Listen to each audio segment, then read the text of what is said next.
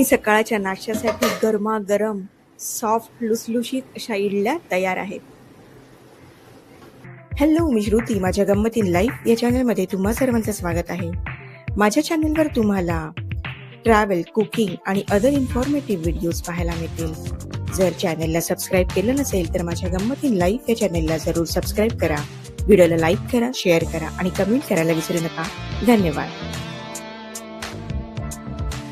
आपण इडलीसाठी परफेक्ट असं प्रमाण बघतोय. त्यासाठी मी 1 वाटी किंवा 1 कप जो तुमच्या वापरात असेल त्यानुसार आपण 1 वाटी उडदाची डाळ घेतली आणि त्याच वाटीने मोजून 3 वाट्या अशा आपण कोलम राईस घेतलेला आहे, म्हणजे कोलमचे तांदूळ घेतले जे तुम्ही वापरता घरी, आणि 1 चमचाभर आपण मेथी दाणे घेतले आहेत. तर हे सगळं आपण भिजत ठेवूया.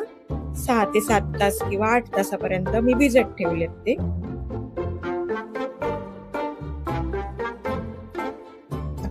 आता मी ते ग्राइंड करते. तर ते ग्राइंड करताना मी अर्धा कप, म्हणजे त्याच वाटीने अर्धा कप जाडे पोहे घेतलेले आहेत. ते पण 2 मिनिटासाठी मी सोक करून ठेवले पाण्यात धुवून.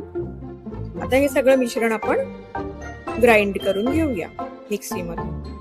एकदम फाईनली ग्राइंड करून घ्यायचं, काही लेफ्ट ओव्हर्स राहिले नाही पाहिजेत त्याच्यात. सो आता झालेलं आहे ग्राइंड करून. आता 10 ते 12 तास ते आपण ओव्हरनाईट पीठ येण्यासाठी ठेवूया, फर्मेंट होण्यासाठी.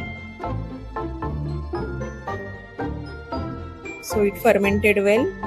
छान फर्मेंट झालेलं आहे, पीठ छान आलं आहे. त्याच्यामध्ये चवीनुसार मीठ घातलेलं आहे. ढवळून घेते व्यवस्थित.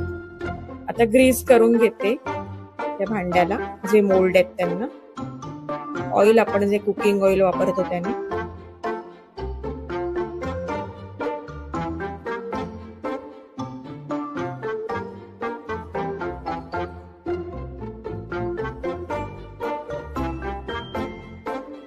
सगळ्यात खालच्या प्लेटमध्ये ना थोडं टाकायचं बॅटर, नाही तर ते स्प्रेड होतं.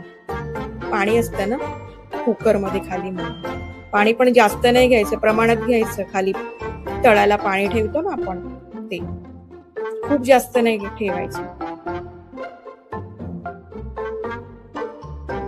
सो आता 15 ते 20 मिनिटं आपण शिजण्यासाठी ते ठेवून देऊया.